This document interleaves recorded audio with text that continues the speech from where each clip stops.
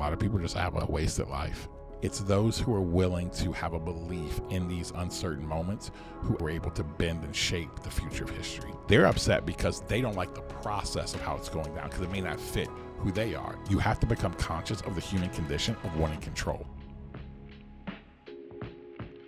Welcome back to another episode of the New Rules Podcast. It's your girl, Breezy, and I'm here with Mr. Adrian Crawford. How are you doing today, sir? I'm doing well. How are you? I'm feeling hopeful. Feeling hopeful? Yeah. Wow. That's new, right? That's new for Breezy. You know what I mean? I thought I rubbed off on you way too much. You know what I'm saying? Melancholy, just, in the corner, wanting to move to Seattle, the whole deal. But I would never move to Seattle, but I see the vibes, yeah. You get the vibes. Yeah, right, I get the vibes. Well, this is the first podcast that we're filming since the election results, and we're not going to get into it a ton. Mm-hmm. I'm sure we will at some point, but we're going to hold off on that conversation for a little bit, so, contain yourself. But I did want to ask you a question before we get into our topic for the day.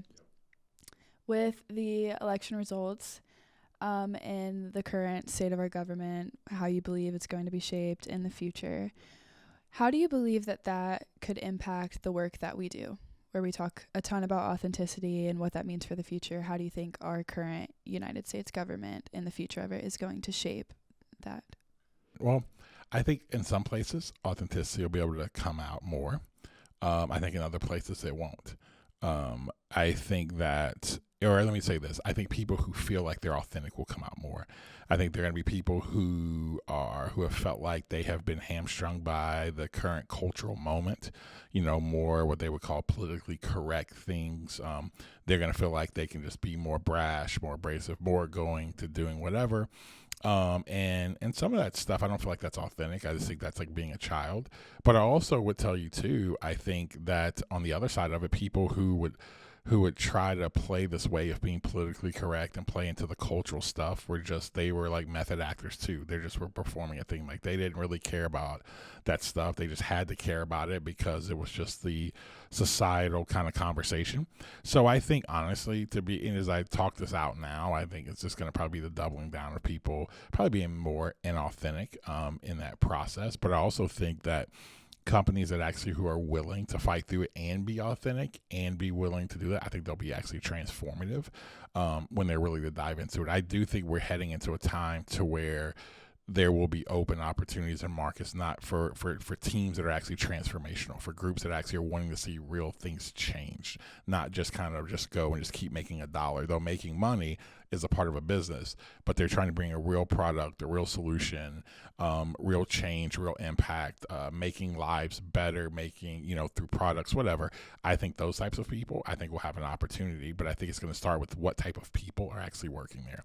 Because when you live in this type of time and hour, it's just so up in the air. You have to have leaders. And that's why we really started this podcast, because I just think that we just live in such a world with not a lot of leaders. We have a bunch of managers, but not a lot of leaders. So I think the companies that will develop leaders will have a chance to really become like the companies of the future. Companies we talk about 20, 30, 40, 50 years down the line. What do you believe the cost of authenticity will be? I think the cost will be, some level of friendships. I think the cost will be financially on the front end. I think that some companies will already start to try to pivot things and do things to fit whatever they feel, if they're more government tied to their funding that fits the administration and things like that. And so I think it could cost people mission as well. So I think those things will be there. And again, for me, I just have, I always try to look and evaluate life. I've never been the smartest person when it comes to an IQ, but what I have been able to do is I just have the ability. I always wanted to look at people at the end of their life and what do they really care about. People want to know, a lot of times they're not talking about, oh man, I made all this money or da da da. It's great. You can leave people money. Cool. But it's a lot of times it's, man, what impact did you make? And so I think what's going to happen, a lot of companies will make money, but it's that's great. You're going to make money. You're going to do that. And you're just going to go through your life and you're going to die. Okay, cool. but like no impact, no real where you can look back and say, man, I really impacted my family. I really impacted the people who I work for. It really impacted their family. It really impacted these communities. It impacted this country because we created this product that did this, that brought real change, and so on and so forth. So I just believe it's going to cause people I think in their life, they'll just go down the road. And just honestly, I think a lot of people just have a wasted life. After the election results came out of, what day was that? It happened, the election on Tuesday, so Wednesday. Yeah, which is so fast. Yeah, I know. But you were fairly hopeful the day after, which, we kind of make a joke in the beginning. That's not necessarily the most common place that we find ourselves. Why? I think honestly, it's like the faith that I have. My worldview and faith and belief is that hope isn't something I just like wish. Like hope in our language, a lot of times is something you wish for, or it maybe could happen. Like the hope that I actually believe and like the faith that I have is like, it's something that's guaranteed. And I think that, what I'm hopeful for is not that things are just going to be like, oh man, the world's going to get just greater. No, I think it gets darker, but I also think there's incredible opportunity that's ahead. And so that's why I have hope. I have hope in these moments because I think things are changing across every industry. And when you look throughout history, it's those who are willing to have a belief in these uncertain moments who actually were able to bend and shape the future of history. And so that's what I believe. I believe those who are willing to believe that there's a brighter future, an opportunity to do something, regardless of what they may physically or emotionally experience, but they're willing to do that, I think they can actually make an impact there. So that's why I'm hopeful. I think there's going to be a lot of incredible leaders, a lot of incredible like innovators, and I think people come out of these moments coming up. So I'm excited. I know half our country feels like the sky's falling, other half feels like, we just crowned the king. And it's like at the end of the day, it's like, dude, like most people who care about this stuff, I'm like, yeah, it impacts people. It does. Like I'm not saying policy doesn't, so don't hear that. But I'm also like, when I woke up on Wednesday, nothing in my day-to-day life changed. Maybe stuff changes when administration who knows? But here's the thing, me freaking out about what am I literally going to do to change that part? So I can't live there. I have to live in what's right in front of me. What have I been called to go do and actually go make it happen and go do it. Thank you for sharing. Today, speaking of the United States government, we're going to talk about process attachment disorder. Wow. Okay. Which is, it is a classic example of such. I'm going to read the definition, and then you can start us off by saying what made you think of this idea. So process attachment disorder refers to the unhealthy emotional dependence on established methods or systems, resulting in resistance to change even when those processes are no longer effective. Yeah, I was thinking, I was traveling and I started thinking about like what stops teams and people from being like effective. And a lot of times what I realize, it's like we get married to like a process. So I started thinking about that, like, man, and it becomes like it's beyond just like oh yeah, I kind of like this process. It's like, no, it's like a sickness. It's like something that's it's a condition because if you think, oh, this doesn't work anymore, you think, oh, we should change it. But how many people do you know keep doing the same thing? Whether it's relationships or in a company, they keep moving in the same direction. Somebody in their own leadership, like they're the person who like keeps getting fired, or they're the person who, man, like they're those who directly report to them are consistently complaining about they're not encouraging, whatever the thing is. And people just still keep doing it. It's because they have a process that they're attached to. And you think about attachment disorder, what that really is, it's like, it was this idea, it's like this unhealthy, like you struggle to form attachments. Or sometimes, maybe you have anxious, there's like different kinds. There's like anxious attachment disorder, right? So you just get really, frantic and antsy about certain things. But bottom line is this, it ends up being a disorder that does not allow you to connect. And I think about organizations, is that what ends up happening, they become so married to a process, and people as leaders become so married to a process, and they're so obsessed with the process, though we should care about process, that they don't see change, or they don't stick to what they should do. They end up changing quickly or whatever. And so I think that's what ends up hurting people. I think that's why people get frustrated. I think sometimes that's why people who are working in organizations get upset maybe with their boss or their company, not because their company's not accomplishing their mission. They're upset because they don't like the process of how it's going down because it may not fit who they are. It doesn't mean the process is wrong. It may mean that process is not what they would do. And so I think that if we can, though process is important, I think we'll get to this. I think there's other things we have to focus on, because if we can do that, I think you're going to have better leaders, better companies. I even think, listen, digging into your relationships, your marriages, digging into your raising your children, your friendships. I think a lot of times we become so obsessed with the process that the process can actually hinder us from actually accomplishing the mission that we have in front of us. What are some classic examples of this? Like, I think of a couple of them. I think, in one that's very obvious, like, you think of BlackBerry, right? Like, BlackBerry had a process attachment disorder. They were so attached to the keyboard and how they were doing things. But when they first started off, they just wanted to have their personalized, like, everyone have everything personalized, right? Your phone, your email, all that stuff, not having to go to a computer.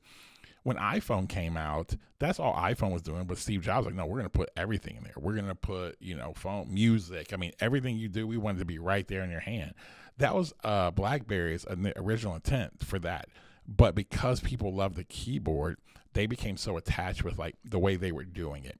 And we know the popular story. It goes, and man, they just go up in smoke because they were just too attached to the process. That's one negative. Another one is the idea of, like, back in the day when I was growing up. I mean, this was like, way back in the day, 1985. Ooh, yeah, I'm just kidding. Chill. 1985, great year. But in 1985, with New Coke. So, like, Coke had this thing, and all of a sudden Pepsi was getting market share. And what Coke was known for was it was an iconic brand. See, what they thought it was, like, yes, it was a great soft drink, whatever, but, like, they were wanting to build an iconic brand. Pepsi started, like, honestly doing just creative marketing. Their branding was they started doing better branding. And Coke thought it was, people like the sweeter taste of Pepsi or whatever. So they came up with, they spent tons of money, time coming up with this new Coke formula. So it drops, I think it's April of 85.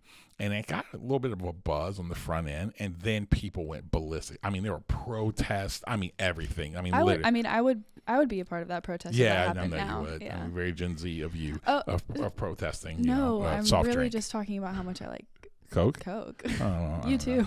I mean, I like Coke, but no, you guys get on me because, like, if I go there, like, Coke or Pepsi, some of you guys think, like, that's the difference between. You would choose Pepsi? Oh, of course I would. I would choose Pepsi too. Yeah. Even Lauren. Shout out to Lauren. I knew. Yeah, there we go, Lauren. What? Yes, absolutely. Pepsi. Listen, everybody wants to get on Pepsi. Pepsi is elite. Maybe like cherry Pepsi. No, I think Pepsi in general is elite. But listen, sometimes, like, I tell people, like, we have a client who, like, I was literally with him, and they're like, oh, we have Pepsi or Coke. And he, they said, we only have Pepsi. And he was like, oh, I'd rather drink sewer water. And I'm like, really? I'm like, it's not that. Yeah, it's like Dasani. No, I mean, listen, yeah, it's not like Dasani and, like, any other type of water. I mean, I literally would take, like, garden hose water before I'd ever drink Dasani. Yeah, I gotta get the crisp nutrients from the garden hose metal. Yeah, I know, right? But anyway. Anyways. Going back to it. Story. But, like, back to, like, New Coke, it was, and so all these protests happened. But what happened is shut down. I mean, people were they lost like $30 million. And they started this big thing. I mean, just imagine you're, like, completely shifting your branding, everything over. And in 3 months, you shut down this whole campaign. I mean, years to get ready. And in 3 months, you shut down because of how bad the backlash was. It was because what they were so concerned with was, like, oh, man, keeping their market share. They were so concerned with, man, okay, Pepsi's making this move on us. Instead of actually looking at what made them great. What they didn't go into was, like, okay, let's have the sweetest, like, soda.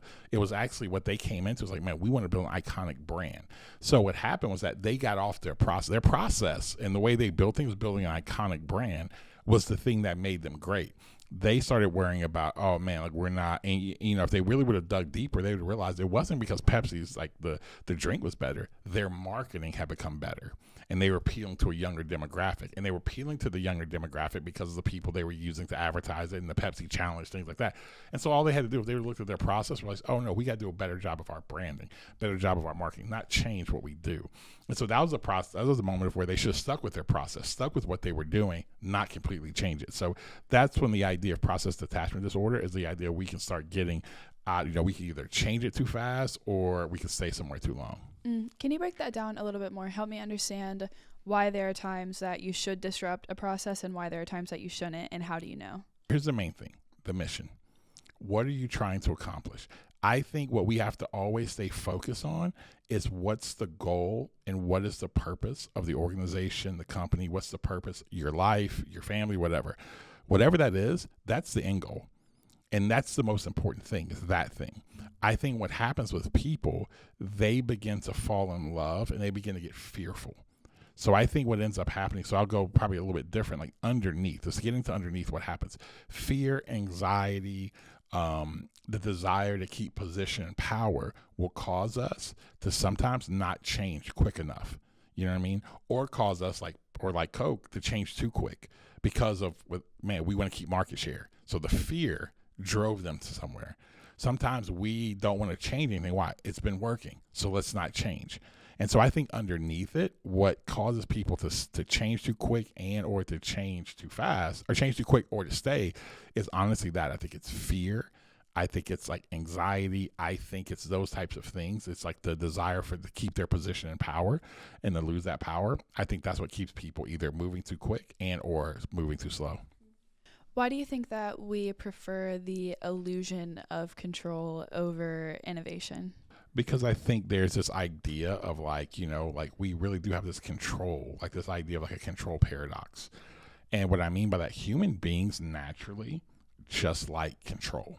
We want to be able to control processes. I mean, think about like, as much as we talk about we want to be different, we want to have like, people sometimes like, flexibility, do all this stuff, but like we like predictable things. That is why when the unpredictable happens, like it freaks us out because we don't know, even if it's dysfunctional. You ever wonder why someone stays in like a dysfunctional workplace or a dysfunctional relationship? It's because, as crazy as it sounds, it's predictable. It may be crazy, but I know the crazy I'm getting, versus if I go out here, I don't know what that's going to look like. That could be worse, whatever. And so I think inside, human beings have the illusion of control, and it just sits in the back of our mind. We're just constantly trying to do it. And so what you have to do, you have to bring it to the forefront. You have to become conscious of the human condition of wanting control. So that's why processes are so like whatever, because we think we have the illusion. And that's a big key, illusion that we can control everything.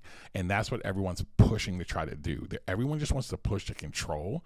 But when you start to realize like control is an illusion, you can't control stuff. I mean, think about 2020. The most efficient thing, I remember reading this article where it talks about how efficient supply chain was, but what it also said, but what COVID showed us, it wasn't resilient. Because one small thing that you had to see under a microscope completely disrupted all of this efficient supply chain, this control. You went from here to here, how the world was operating, and it all got disrupted by something you could see under a microscope. We have an illusion of control. And I think once you let that go, that allows you to then be able to see better. Because if you're always wanting control, you allow fear to grip you. And then whenever you're motivated, leading, deciding out of fear, it never usually goes well. Where do you find yourself under the illusion of control? That's a really good question. I am under the illusion of control that I think that that my ability alone can keep people around. Whether if that is a client, if that's people who work with me, if that's that's my wife, that's my children, my friendships, that if I do what I need to do, if I am elite at these areas, then that will keep people around. And what I've realized is that I can be really good. I can do things really well. And, for a client, it could be like, oh, no, it's just market conditions. That right now that they have to go do something different. And then I could be like, oh man, what did we do wrong? What did I do? And I think, if I fix that. Now that doesn't mean I shouldn't go in and do the autopsy. What could I have done better? Whatever. But sometimes you're like, yeah, there's just really nothing I could have done. There's times where, man, like you think about it as a husband, as a father, yeah, you're never going to be elite and perfect. You're going to have mistakes.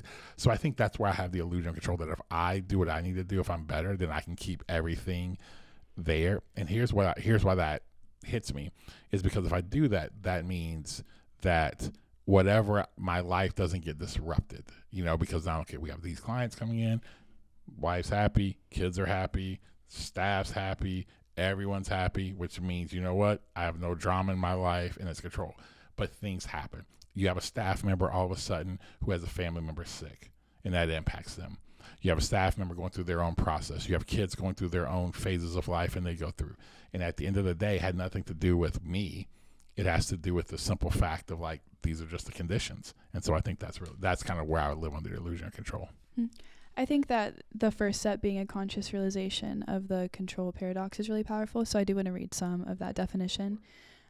So teams must be willing to acknowledge that beneath their resistance lies a human tendency to favor comfort, predictability, and stability. This desire to avoid discomfort, driven by fear, familiarity, or the perceived loss of security, can create a paradox where the pursuit of control ends up limiting progress. Embracing this conscious realization means understanding that by letting go of rigid control, we create space for adaptation, innovation, and collective gain. Going off of some of the example that you just mentioned for yourself, when you have practiced realizing the control paradox in your own life and applied a few of the things that we're about to bring up, where have you seen a difference in innovation, adaptation, and collective gain? I think that when I've recognized it,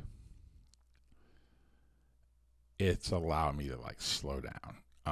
Because I am a fixer. I want to think quick. I want to solve the problem.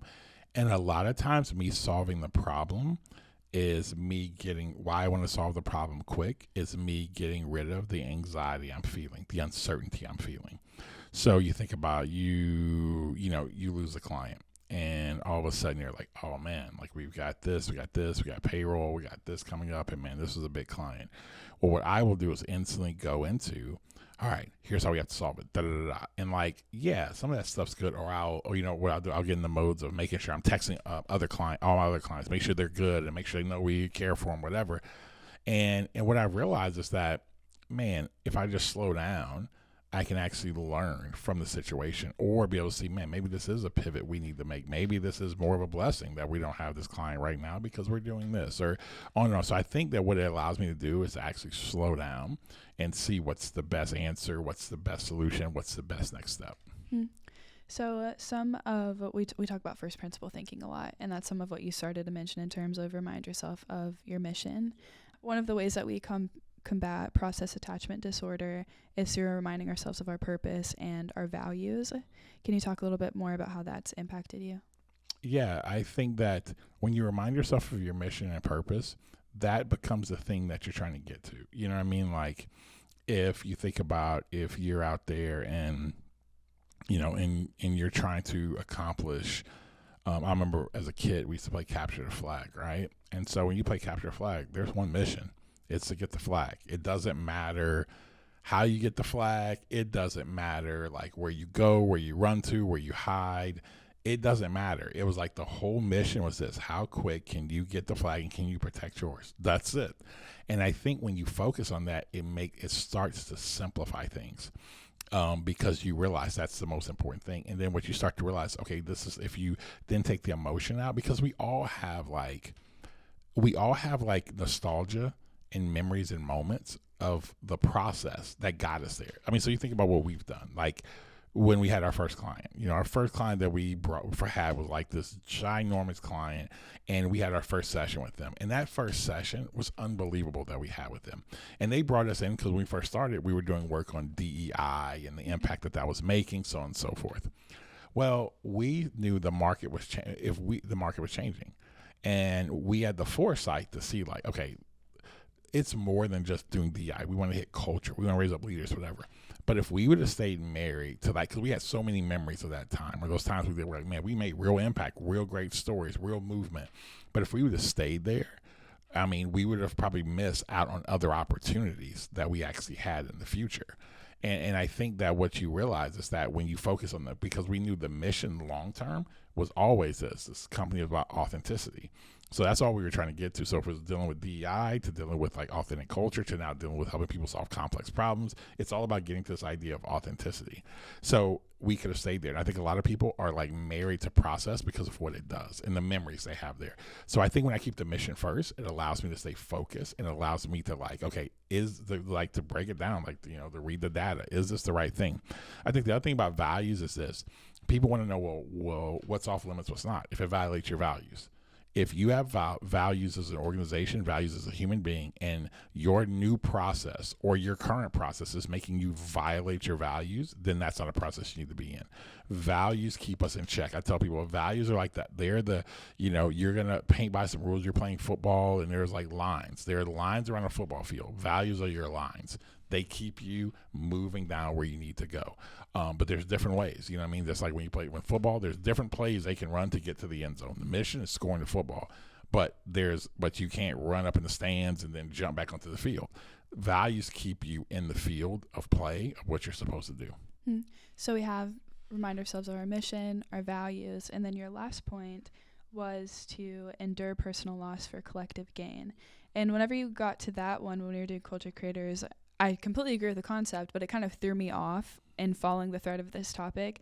So can you explain why that's a really important part?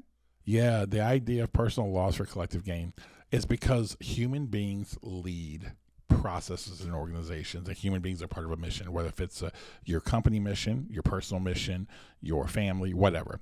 And what we can end up doing a lot of times while we can either stay in the process or go to a different process is because of the actual personal like gain we could get and or the personal loss we may experience. So, you know, you think about Coke, what was it? A lot of it was like, man, we're going to lose market share. So the people that were there, and again, yes, they want to have market share, whatever, but like I would wonder being in there, like what was going through the minds of those executives during that time? You know what I mean? Was it about personal gain or was it like genuinely about their mission, which was to build this iconic brand? I think that a lot of times people are hindered and they're slow to move through change process because of what the impact will have on them personally. So if you think about it, you know, in certain industries right now, I think are being disrupted. A lot of people are slow to disrupt them because it means their job may be irrelevant. College athletics. It's changed so much. There are jobs that are going to be irrelevant. They're already irrelevant and they're a waste of money. People just keep them because they just don't want to make the hard, difficult choice that these jobs are irrelevant and that you really don't even need this position or this department or, you know, or whatever, or this is how we've done it for a long time. Like, again, I do a lot with college athletics and I see it so much that people just walk around this process and I'm like, what's the goal? The goal is to win games. The goal is to help develop, you know, like develop the next generation, you know, leaders, people, blah, blah, blah.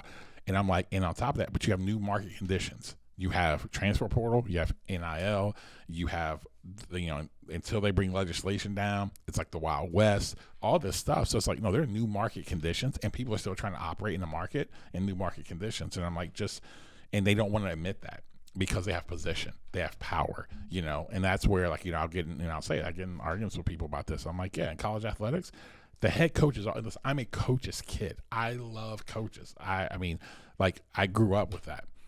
But college athletics has turned to a professional. So this is a practical one. It's turned to a professional sport now. People are getting paid. They're going to have a salary cap, whatever. How do professional sports work? They have a general manager. The head coach isn't the most powerful person in the organization.